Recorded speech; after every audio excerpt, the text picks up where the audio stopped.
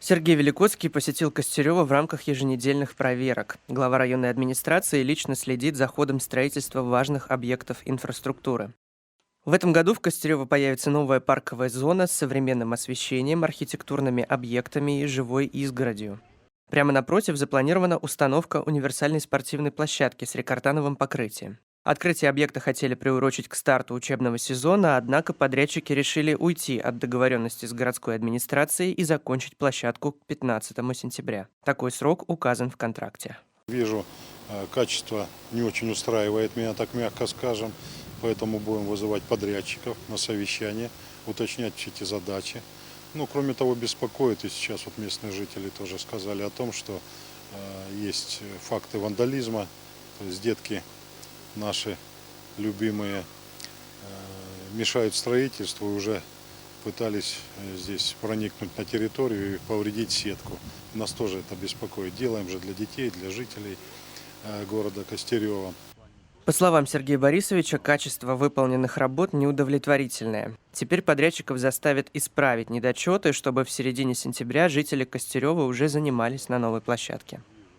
Напомним, старые спортивные элементы демонтируют, появится антивандальное освещение, камеры и парковка. Отдельное внимание органы местного самоуправления уделяют безопасности детей, поскольку универсальная площадка находится возле проезжей части. Мы ждем площадку и турники, тренажеры.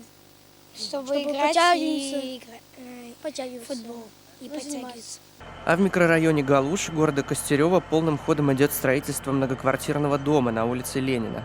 Большинство домов здесь были построены в 40-х годах, и все они попали под программу переселения из аварийного жилья. Работы в рамках национального проекта ведутся с прошлого года.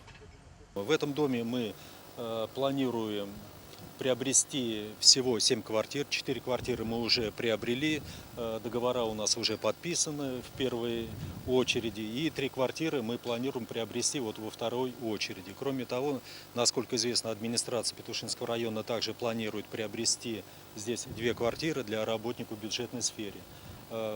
У нас есть нормальное, я считаю, деловое конструктивное взаимодействие с застройщиком, есть понимание в решении ключевых проблем.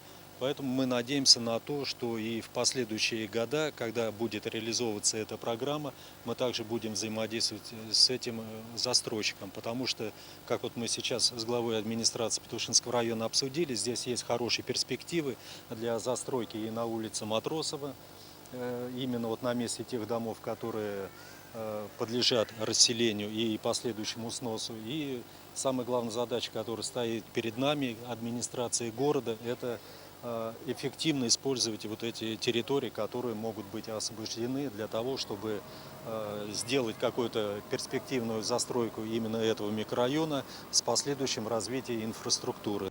Срок сдачи дома – ноябрь 2019-го. По словам главы городской администрации Владимира Проскурина, застройщик укладывается в срок, а новые квартиры для костеревцев сразу будут полностью пригодными для проживания. Жилье для работников бюджетной сферы предназначено новым кадрам в сфере медицины или образования. Наталья Гусева, Александр Милованов, Владислав Лещук, телевидение Петушинского района.